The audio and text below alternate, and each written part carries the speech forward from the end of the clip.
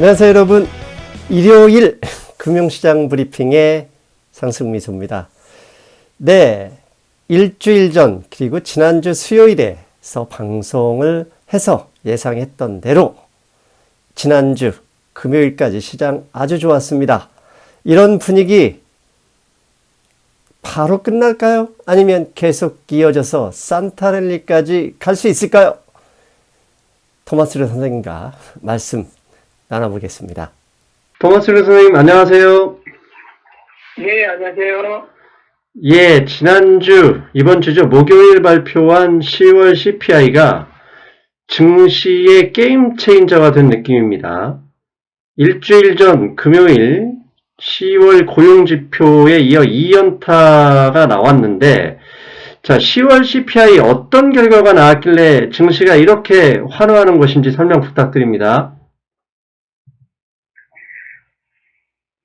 일단은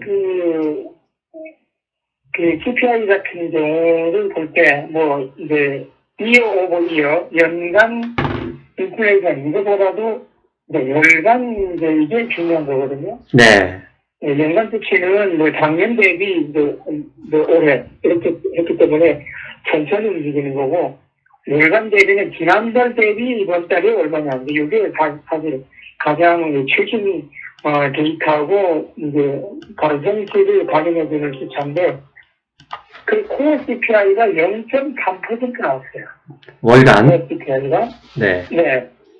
그러면 1년 해봤자 3.6%잖아요. 예. 그죠? 네, 그러면은, 연준이 목표라는 2%를 향해서 상당히 빠르게 진행되고 있다. 이렇게 이제 나타납니다. 그리고 이제, 그 항목 안에 이제 여러 가지 이제 그 항목들을 볼 때, 앞으로 이 코어 CPI는 더 내려갈 조짐이 있다. 이렇게 되는 거죠.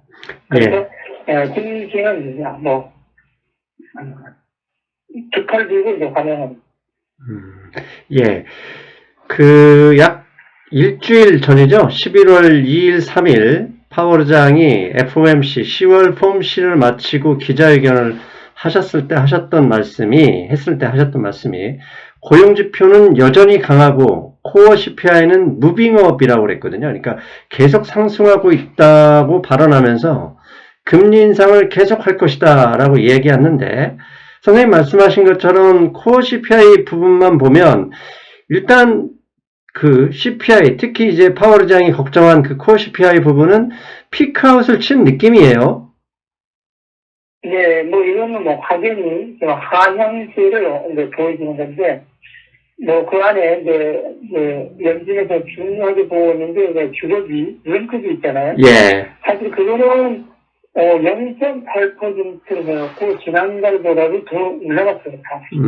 그래서 그런데 이제 렌트를 계약할 때는 우리가 1년 단위로 계약하거든요. 미국에. 예.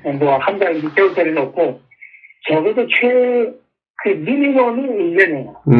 그러면 현재 1년짜리로 이제 렌트를 계약하기 때문에 지금 0.8% 나온 것은 이것은 상당히 좀 흥행성을 보여줄 수 있다. 이렇게 이제 우리가 좀 해석하는 거고, 그 다음에 이제 그동안에 이제 상품 가격을 하락하고, 그 다음에 이제 서비스 쪽에서 인플레이션이 올라가고 있다. 이렇게 이제 나왔었는데, 이번 달 CPI를 보니까 서비스업에서마저도 이제 이렇게 수치가 확 낮아진. 그렇게 이제 나와서, 이제 드디어, CPI는 정점을 긋고 이미 지났고, 이제 하향세로 가고 있다. 여기에 이제, 우리가 저는 환호하는 게 되는 것입니다. 예, 말씀하신 것처럼 인플레이션에서 주거비가 총 32% 비중을 차지하는데, 렌트는 7.3%, 나머지 24%가 Owners Equivalent Rent of Residence라고 일종의 당신 집을 월간 월세로 산다면 얼마나 받을 것 같냐 이런 질문 항목이 상당히 크게 차지하잖아요. 네네. 근데 이것이 사실 0.7%로 오르긴 했지만 금리 인상이 11월 달에 다시 0.75% 있었고 그다음에 현재 미국의 주택시장이 급격하게 하락하는 것을 감안할 때 이제 방금 말씀하신 것처럼 서비스, 코어 CPI 부분은 이제 하락 추세를 진행을 하게 될 것이다. 이런 해석이 증시를 환호하게 만들었다. 이렇게 봐도 되겠죠?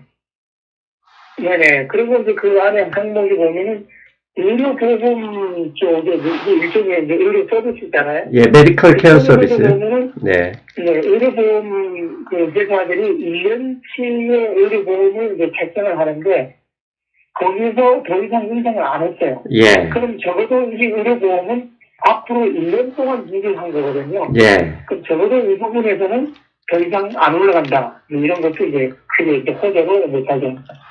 예. 선생님이 말씀하신 부분이 메디컬 케어 서비스라고 CPI에서 6.9%를 차지하는데 지난달에는 이게 1% 상승을 했는데 10월 달에는 마이너스 0.6 디플레이션이 발생을 했습니다. 그래서 선생님께서 말씀하신 부분이 이게 데이터로 확인됩니다. 네네. 네, 알겠습니다.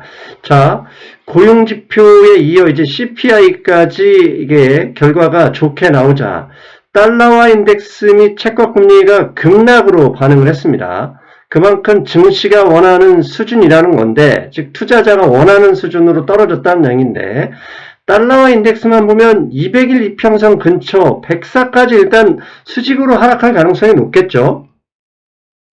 네, 그 정도까지는 뭐 충분히 내려갈 것 같습니다.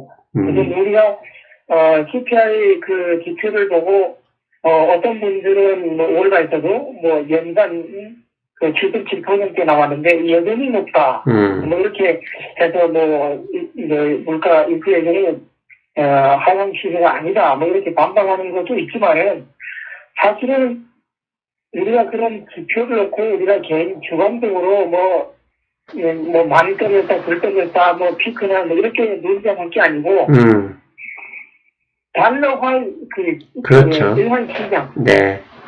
네. 그 다음에 이제 가장 이제 이 투자 세계에서 가장 스마트한 사람들이 모여있는 국채 시장. 예. 이 시장들이 어떻게 반응하는가 이게 중요한 거거든요. 예, 맞습니다. 개인적으로 주관적으로 따지는 게 아니고 네. 달러화 그 일반 시장과 국채 시장에서 이 정도로 크게 호재로 반응했다 하면은 이것은 확실한 추세로 믿어줘야 된다. 저는 그렇게 봅니다. 예, 정말 중요한 말씀이신데요. 달러화 인덱스가 9월 FOMC에서 110을 찍은 이후로 10월에 CPI 발표할 때, 그 다음에 11월 2, 3일에 11월 FOMC에서도 전고점을 넘지 못하고 고점이 계속 낮아졌거든요. 저는 그 점을 보고 우리 멤버십 회원들에게 증시 돌아갈 가능성이 높다고 계속 강조했었는데, 선생님도 어떻게 보면 정확하게 달러화나 채권 시장에 이 스마트머니들이 먼저 반응했다, 이렇게 보시는 거죠. 네. 그래서 우리가 이제 증시 안에서 이제 위험자산 쪽, 소위 말해서 주식, 이쪽에는 사실 뭐 의학부들이 다 모여있기 때문에,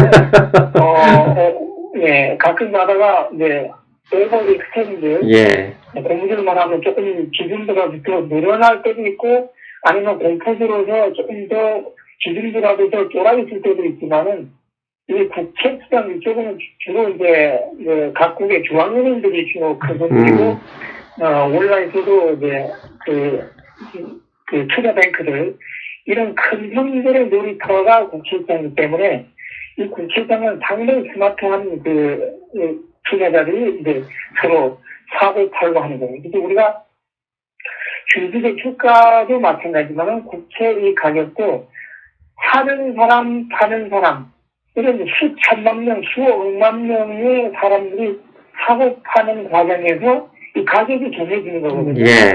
그럼 그 수억만 명의 사람들이 사고 파는 과정에서 결정된 이 가격, 이것은 우리가 이제 주식을 줘야 됩니다. 우리가 이제 주식 가격에서도 이 주식이 현재 그 회사 가치에서 비싸냐 싸냐, 이런 우리가 이제 말이 있을 수 있잖아요. 그렇지만은 현재 주가가 그 회사 내부의 가치를 반영하는 거거든요. 마찬가지로 국채 시장의 1레벨, 또 환율, 일반시장, 이런 것은 현재 경제 상황에 맞는 그 수준을 가장 잘 대변해 준다. 그렇게 생각하고, 그걸 우리가 신뢰하고 존중해 줘야 된다. 이렇게 생각합니다. 예, 아주 중요한 말씀이라고 저도 보고요. 자, 채권금지 말씀하셨으니까 일단 금요일은 미국장 금요일은 베테랑스 데이라 해가지고 일종의 한국으로 따지면 재향군인의 날이라 채권시장이 일단 휴장이었죠. 네. 그런데 이제 그 전날까지 선물시장에서까지 반응한 걸 보면 10년 만기 채권금리가 3.8%까지 급락을 했습니다. 그리고 2년 만기 채권금리도 당장 12월에 0.5% 올린다고 이미 기정사실화하고 있는데도 불구하고 그렇게 되면 금리가 4.5%인데 2년 만기 채권금리가 4.3을 기록하고 있어요. 그 얘기는 그만큼 금리 인상 이 슬로우다운 가능성이 이제 채권시장 그 다음에 앞에 말씀하신 달러화 인덱스에 반영되고 있고 그게 위험자산에 대한 선호도를 높여서 증시가 환호했다. 뭐 이렇게 정리할 수 있겠죠? 네네. 월가에서는 10년물 국채 금리가 3.5%까지 내려갈 수 있다. 이렇게 이제 전망을 하거든요. 그러면은 그 정도까지 내려간다 그러면은 위험자산 쪽에서는 이제 추가 상승이 더 나올 수 있다는 게 기대됩니다. 예. 그러다 보니까 증권시장은 좀 항상 어느 시장보다 좀 빠르게 반응하는데 이 시장이 금리 인상의 슬로우다운을 넘어 포징이죠. 금리 인상 이제 더 이상 안 해도 돼. 이 중단을 기대하는 이 심리도 조금씩 반영하고 있는 것이다. 이렇게 볼 수 있을까요? 아니면 현재는 슬로우다운만 반영하는 것이다. 이렇게 볼 수 있을까요? 네, 제가 볼 때는 이 포징까지는 안 갈 것 같아요. 안 가고 이제 슬로우다운. 그래서 이제 뭐 12월에 이제 현재 그 페더럴 펀드 퓨처에서는 네. 0.5% 금리 인상을 반영하고 있지만은 예. 국채 금리가 진짜 10년물 국채 금리가 3.5%까지 내려간다 그러면은 그거는 이제 12월에서 25bp 이상을 이제 반영하는 걸로 이제 보이거든요. 예. 네. 그래서 이렇게 연준은 25bp라도 그래도 당분간 계속 올리면서 이 자산 시장 올라가는 것을 좀 은근히 누르려고 하는 그렇게 나올 거라 그렇게 봐요. 근데 지금 요즘에 이제 증시가 계속 폭등하고 있잖아요. 예. 하고 있어서 연준이 진짜 뭐 금리 인상 중지 이런 것까지 희망하지만은 제가 볼 때는 연준의 파월 의장은 이 증시 상승 이것을 반가워하지 않을 것이다. 그렇게 예. 그래서 이 연준의 지난 6일 전에 연준 멤버들의 그 발언이 있었잖아요. 네. 거기서 쭉 이렇게 종합해 보면은 물론 이제 그분들은 이제 인플레이션 다시 올라갈까봐 걱정스러워서 그런 말 할지 몰라도 연준이 금리 인상하는 거 이외에도 인플레이션 어떻게 하면 다른 시간도 많다. 그런 식으로 살짝 이제 좀 겁을 주는 그런 발언하는 것도 이제 보이는데 제가 볼 때는 연준은 이렇게 속으로는 현재 데이터를 반영해서 좀 완화되는 스탠스를 앞으로 갈 것으로 예상하지만은 그래도 겉모습은 말로라도 원포성 이런 거는 계속될 거다 이렇게 보고 있습니다. 예, 알겠습니다. 충분히 뭐 납득할 수 있는 그 개연성이 있는 생각이라고 저도 동의를 하고요. 그러다 보니까 채권금리 하락과 달러와 같이 하락에 민감한 주식들이 이제 나스닥의 상위 종목들인 NDX라고 하죠. QQQ라는 ETF로도 적용이 되는데 이런 글로벌 기업들의 이제 이익에도 좋게 될 수밖에 없고 이 밸류에이션에도 우호적인 환경이 되다 보니까 순간적으로 이 나스닥이 급등을 했고 스몰캡이죠. 이제 이 짜잘한 성장주 스몰캡들도 상당한 상승세를 보였습니다. 이런 흐름은 당분간 이어질 가능성이 높겠죠? 네네. 사실 지난 한 3주, 아니, 거의 한 달 정도를, 다우지수가 나스닥 비율을 압도적으로 이제 아웃퍼포먼스 했잖아요. 예. 이제 그러는데, 이번 CPI가 나오는 그 시점, 이 시점을 기점으로 해서 가치주가 많이 들어있는 다우존스보다도 나스닥 지수가 아웃퍼포먼스 하는 그 성적이 더 좋아지는 그 시기로 이제 전환됐다는 그렇게 봅니다. 네. 그래서 금년장에도 보면은, 다우지수는 마이너스 뭐 200포인트까지 떨어졌다가, 네. 매우 플러스로 이제 마감을 했고, 나스닥은 이제 크게 올랐잖아요. 그거 하나만 볼 때도, 증시 위험자산 쪽에서는, 이 가치주에서 기술주로 자금이 이동하고 있다. 이제 그렇게 보이고, 기술주 안에서도 그동안 너무 많이 밀려있던 그 소형 성장주. 네. 네, 그쪽. 그래서 대표적인 게 아크펀드예요. 예. 아크펀드가 캐스가 지난 1년 내내 이제 욕먹었었는데, 드디어 아크펀드가 빛을 발하는 이제 시기가 됐다. 네, 그렇게 보이는데, 하여튼 이제 그때는 이제 우리 회원들과 같이, 물론 이제 목요일 날, 사실 수요일날 저녁에 이미 반도체를 다시 사놨어요. CPI가 조금 낮게 나올 쪽으로 매천을 예상하고, 수요일날 저녁에 반도체에 들어갔고, 이제 금요일 날에는, 그동안에 잘 먹었던 다우지수, 이 세계가 유다우라고 있거든요.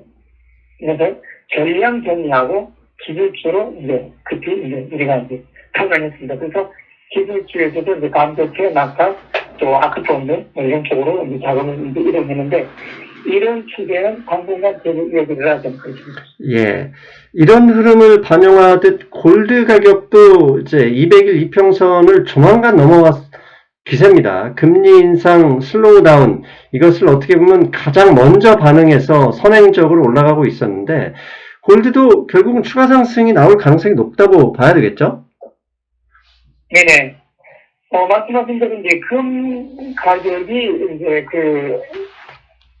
연준의 스탠스, 네. 편반응하는 그런 지표로 지금 예. 반영되고 있는데, 이 금은 이제 유로화 상승, 또 달러화 약세, 뭐 이런 것에 영향받아서 이제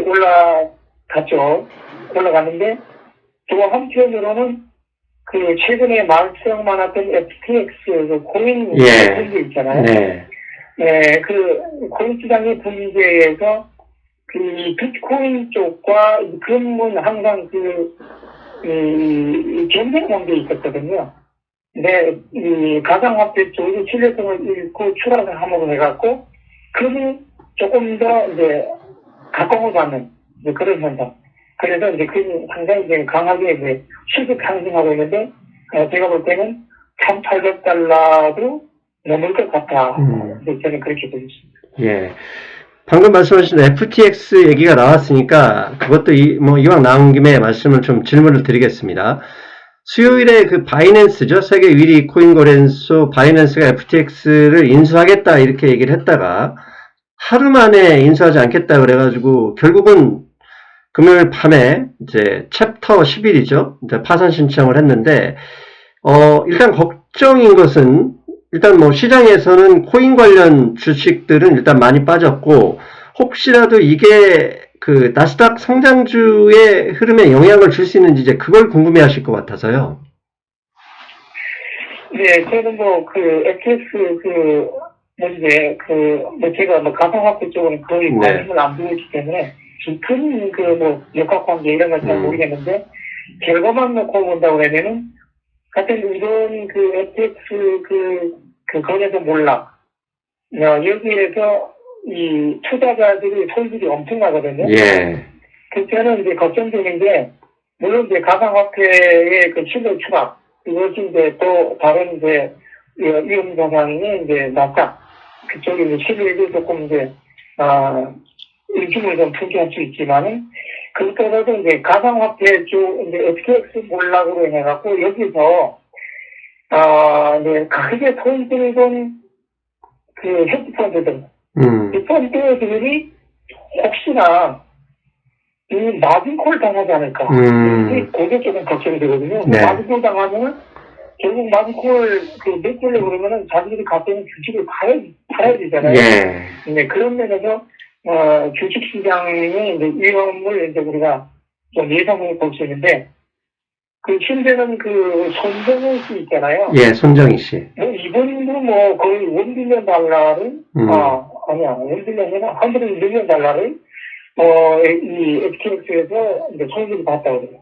그래서 이런 분들이 이 손실이 상당히 큰 건데, 지금 누가 엄청나게 손실을 본 건지 아직 드러나진 않았지만은, 혹시, 여기서, 파산나든지, 마비콜라든지, 이런 것이 주시장에 영향을 줄까봐 저는 조금 걱정되긴 하는데, 그리고, 지난번에 그 루나 파트, 예.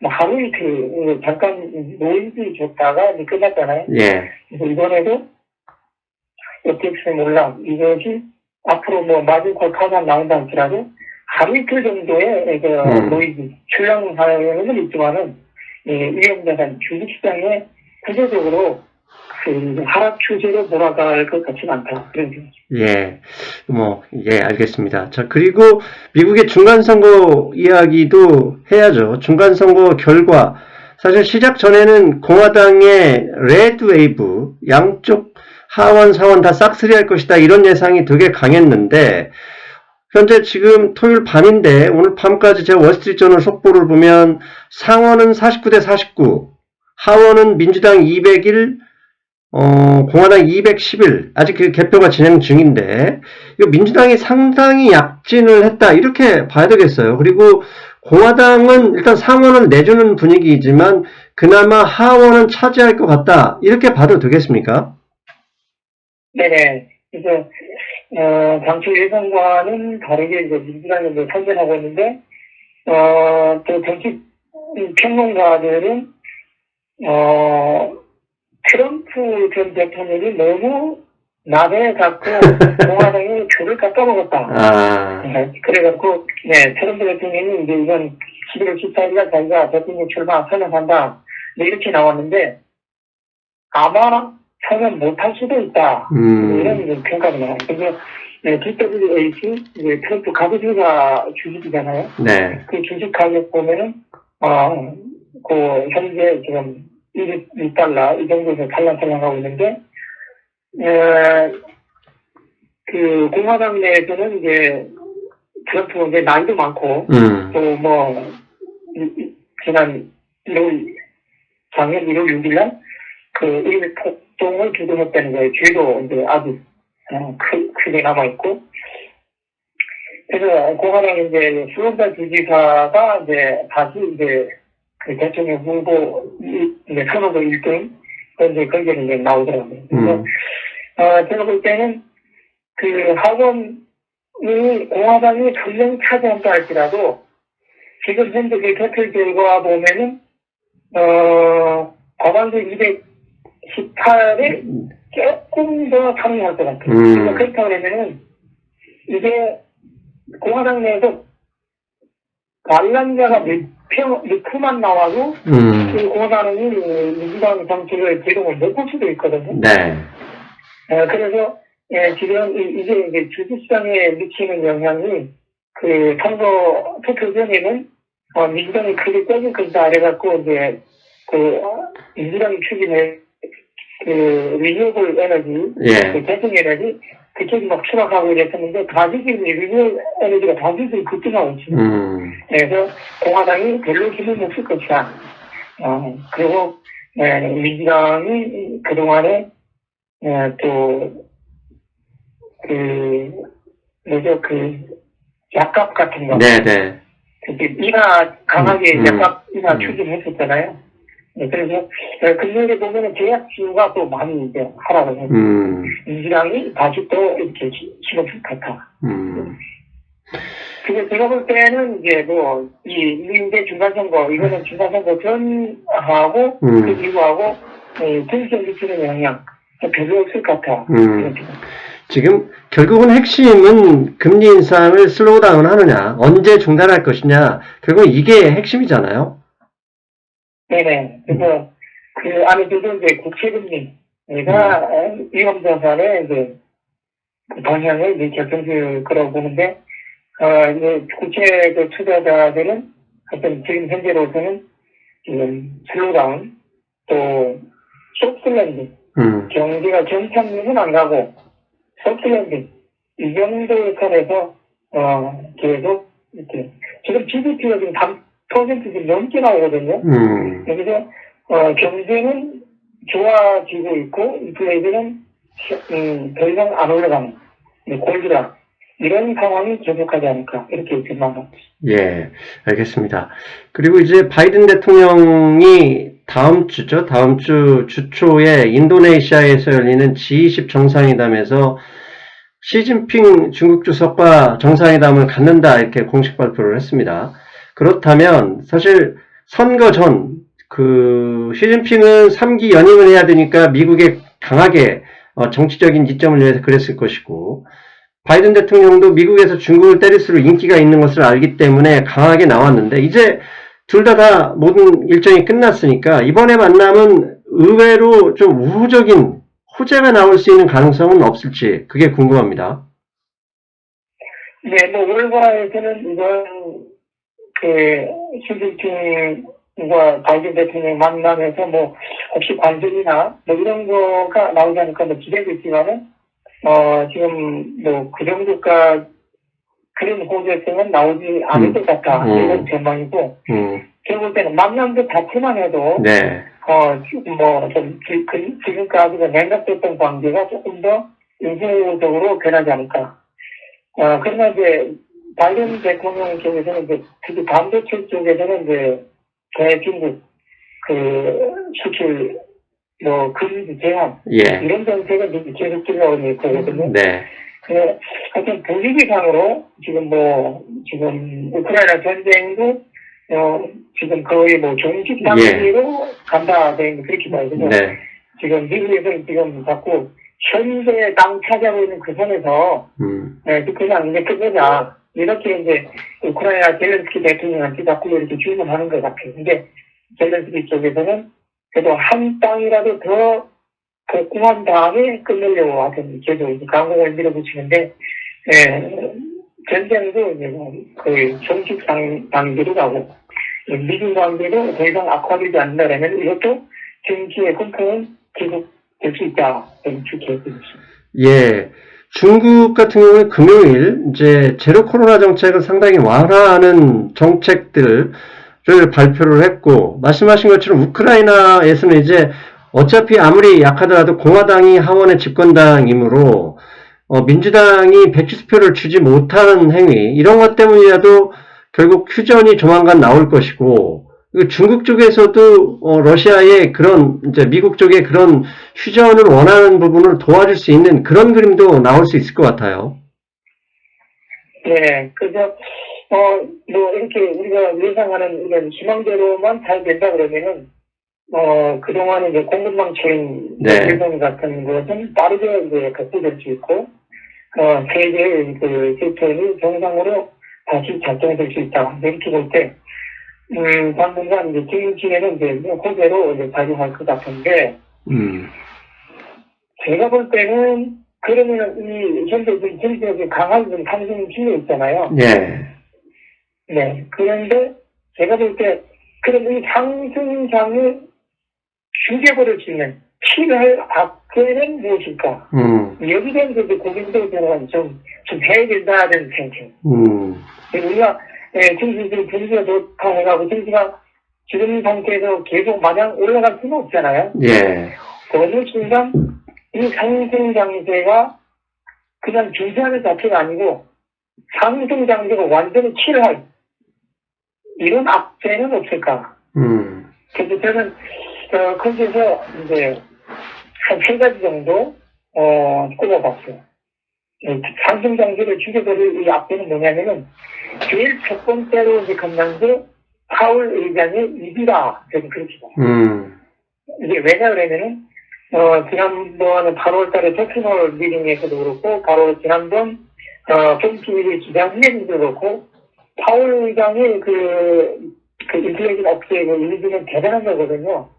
네, 대단한 건데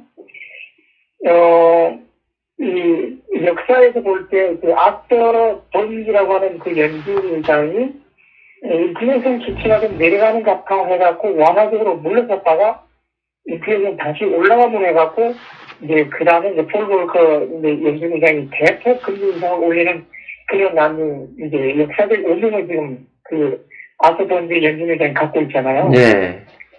근데 파월 의장은 자기는 그 어나더 아트본즈가 되지 않겠다고 하는 의지가 상당히 강해요. 네, 왜냐면은 아트본즈 는 이제 인플레이션을 잡지 못한 오명을 뒤집어 쓴 연준 의장으로 역사에 기록이 되어 있잖아요. 네. 그런데 사실은 아트본즈 그 시대에 그 밑에 연준 의사가 누구였는지 또 그 투표에 참여했던 여는 총재들 누구였는지는 역사에 기록되지 않아요. 오로지 연준 의장만 네. 오명을 뒤집어 쓴 거죠. 그럼 현재도 마찬가지예요. 지금 인플레이션이 좀 내려오는 것 같아 해갖고 금리 인상 슬로우다운 또 중지 아니면 소위 말해서 페드 피복까지 했을 때 그 이후에 말을 걷잡을 수 없이 인플레이션이 다시 올라가갖고 원하도 아트본즈가 됐을 때 역사의 오명으로 뒤집어 쓰고 남는 인물은 파월 회장 이름뿐이거든요. 네. 자기 이름이 역사의 오명에 남지 않기 위해서 파월 회장은 그 의지가 누구보다 강한 건데, 연준이라는 파월 의장이 이제 생각은 좀 간단한 거예요. 현재 상태에서 주식시장이 많이 상승해갖고, 국민들의 여윳돈이 증가하면은, 이것은 인플레이션이 다시 올라갈 수 있는 거거든요.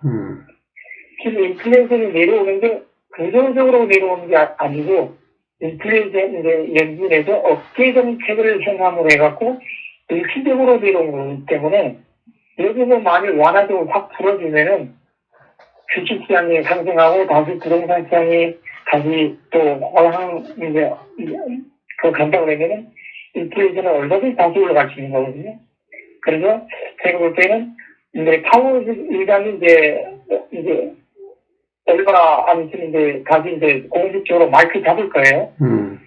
그런데, 이 연준의 현재 멤버들은 지금 계속 발언을 하고 있지만, 냉탕, 온탕 이렇게 섞어서 말을 하고 있지만은, 파월 의장이 공식적으로 마이크 잡으면은, 우리는 이제 좀 바짝 긴장해야 된다. 그래서, 파월 의장의 스케줄을 제가 점검하고, 아직 저는 며칠 날 나오는지 모르겠는데, 그래서 일정이 잡혔다 그러면은, 진짜 그 전날에는 현금 비중을 대폭 늘려야 된다. 그런 거죠.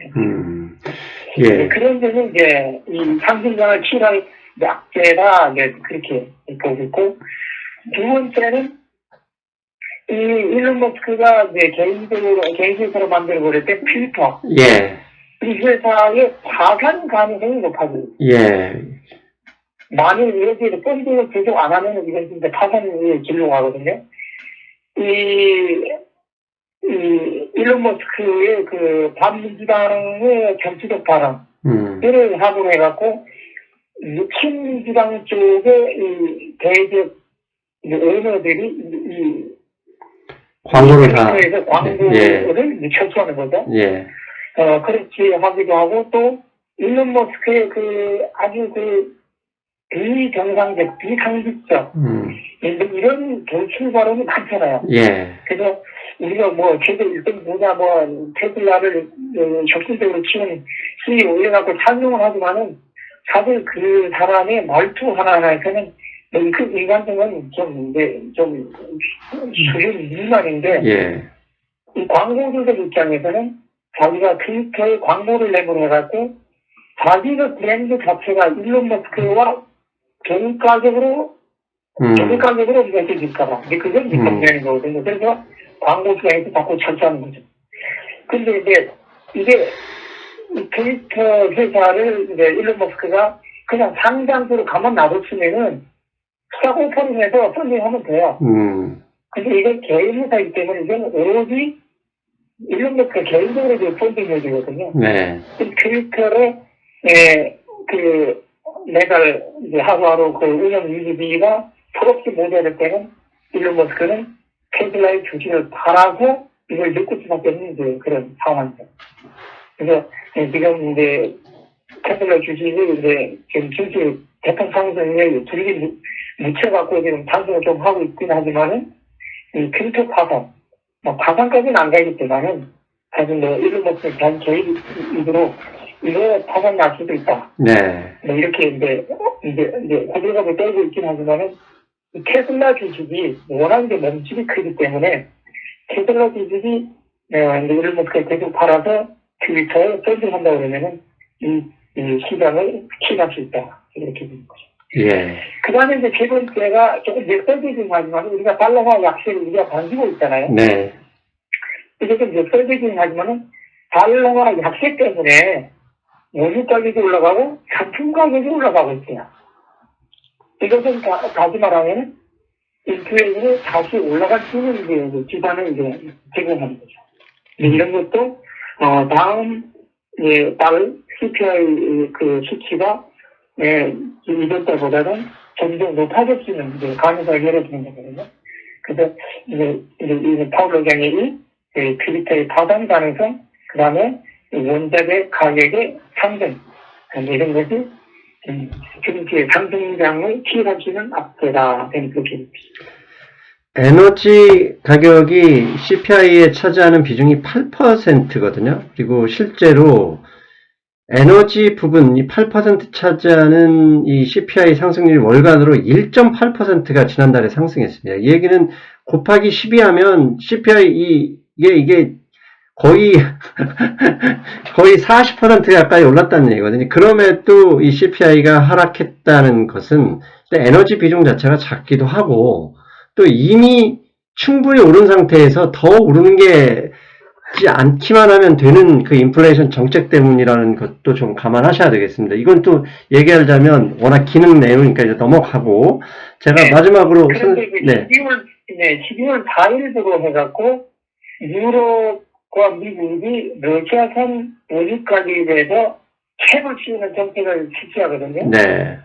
예를 들면은 러시아산 원유가 국제시장에 한 130만 달러 하루 130만 달러의 원유가 공급이 안 되는 효과를 나타낼 거라 이렇게 봐요. 전망은 우리가 그렇게 하고 있는데 12월 4일에 실제로 유럽과 미국이 이 실행을 한다고 되면은 원유 가격은 100달러 이상 올라갈 수 있다. 이렇게 우리가 전망하고 있거든요. 네, 네. 그래서 이 에너지 가격이 CPI에서 차지하는 비중이 작다 할지라도 이 에너지 가격, 이 주방유 가격이 올라감으로 해갖고 소비자들의 심리 효과는 상당히 커요. 왜냐하면 일반 국민들이 매일 쳐다보는 거는 주방의 가격이거든요.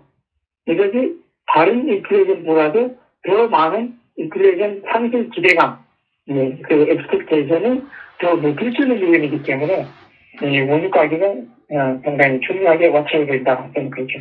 예, 그 점은 일리 있는 말씀으로 저도 생각이 됐고요. 아무튼 원유 가격은 안 올라가니까 이미 90달러 가까이, 지금 90달러인가요? 거의 90달러 넘었다가 잠깐 내려왔었는데, 한국 경제를 위해서라도 100달러를 넘으면 안 되죠. 이건 좀 더 지켜봐야 될 상황으로 보이고, 마지막으로 S&P 500 지수가 그동안 상승하는 국면에서 계속 저항을 받았던 라인이 3,900포인트인데, 일단 금요일에 이걸 가볍게 훅 넘어가 버렸습니다. 그렇다면 이게 12월 고용지표, 그러니까 11월 고용지표가 12월 초 발표되는데, 그것과 11월 CPI, 12월 그 이제 FOMC 직전 하루 전날 발표되는데, 이거에 이제 그때 나오기 전까지라도 기대감으로 이 3,900포인트 넘었으니까 4,100포인트까지 가지 않겠느냐, 이게 월가 전망이 많던데 선생님이 보시기엔 어떻습니까?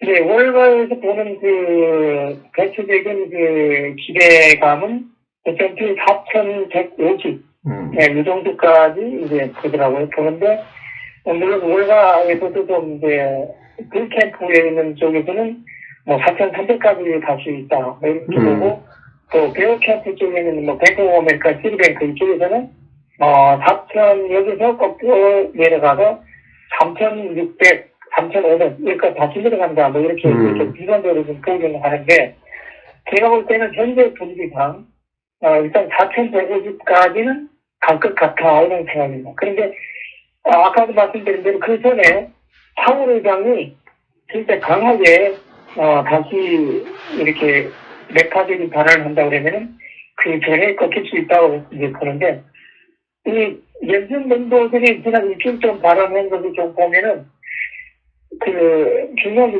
뭔가 하면, 연준이 갖고 있는 그 인플레이션 억제 기간에서 이제 금리 인상에 대해서는 우리가 슬로우다운 한다는 게 좀 대표적인 이제 그 발언들이거든요. 이런 발언들인데 그분들이 하는 말이 이 인플레이션 억제하는데 금리 인상만 있는 게 아니고 우리 다른 무기도 갖고 있다. 이런 발언을 하는데 그 다른 무기가 뭐냐면 특히 연준의 대차대표의 자산을 줄이는 거 이것도 있죠. 그래서 파월 의장이 아무리 예를 들어 뭐 엄포, 공포 뭐 이렇게 겁박을 준다 해도 사실은 금리 인상 그 자체에 대해서는 우리 슬로우다운이 있다는 게 이제 페더럴 퓨처에서 나타나고 있잖아요. 네. 그러면은 더 이상 이제 파월이 이제 금리 인상으로는 이제 그걸 못 주는데 만일 QT에서 또 이 시장의 자금을 휘감으로 해갖고 증시를 얼마든지 이제 하락시킬 수 있거든요. 그 다음에 또 하나는 이제 영래포 시장에서 연준이 영래포 쪽으로 몰리는 돈에 대해서 금리를 조금 더 올려준다고 하면은 시중인 돈, 놀고 있는 돈이 그쪽으로 확 몰리면은 결국은 시중의 돈이 줄어드는 거거든요. 네. 그런 면을 통해서 파월 의장이 이 증시 자체를 치유할 수 있는 문제는 여전히 많다. 그렇게 보기 때문에 저는 이 파월 의장이 공식적으로 마이크 잡는 날이 공항 이제 S&P가 이제 4,100 내지 4,150 이 올라가고 있는 그 시점 이것이 어느 쪽이 먼저 올까? 이게 저는 관심사입니다. 그러니까 확실한 건 한 번에 CPI가 이렇게 주춤한 것으로 파월 의장이 좋은 말 할 수는 없다. 즉, 2번, 3번 정도는 나와줘야 파월 의장도 엄포를 안 넣을 텐데, 그게 나오기까지는 시간이 걸릴 테니, 혹시 발언을 하면 시장이 겁을 먹고 잠깐 흔들릴 수 있는 거 조심하자. 뭐, 이렇게, 정리하면 되겠죠? 네네. 네. 그래서 하여튼, 지금의 CPI 수치가 낮게 내려오는 거, 이것은, 구조적으로 내려온 게 아니기 때문에, 자산 시장이 올라가고 국민들의 돈이 늘어나면 늘어날수록 또 뭐 원유 가격, 상품 가격이 올라가면은 다시 또 언제든지 또 대차게 또 일주일에 다시 올라갈 수 있는 그런 구조이기 때문에 연준은 길냥이 끈을 놓지 않을 것이다. 그렇게 보고 있습니다. 예, 벌써 거의 50분이 다 됐는데요. 선생님, 제가 오늘은 몸이 좀 너무 안 좋아서 거의 몸살 기운이 있어서 오늘은 여기까지만 하고 저희는 또 다음 주에 시간이 있으니까 다음 주에 뵙는 거 들어가시죠, 선생님. 네네. 고생하셨습니다. 예. 안녕히 계세요. 예, 수고하셨습니다. 예, 잘 들으셨죠?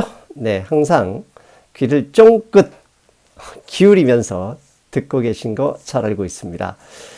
토마스 류 선생님 말씀에 웬만하면 제가 털을 달지 않습니다. 왜냐하면 저의 주장은 제가 저의 별도의 방송으로 가끔씩 하고 있으니까요. 이번 주 수요일에도 방송을 준비했습니다. 금리 인상 중단 눈앞에 와 있다. 예, 빠르면 1월, 늦어도 2월 안에는 페드의 금리 인상 중단은 기정사실일 가능성, 확률이 아주 높다는 생각입니다. 이에 대해서 그냥 뇌피셜로 하는 건 아니고요. 다양한 지표를 준비했으니 꼭 수요일에 방송 지켜봐 주십시오. 그리고 이베스트 증권가의 이벤트 많은 참여 부탁드립니다. 저는 수요일에 뵙겠습니다. 여러분 안녕.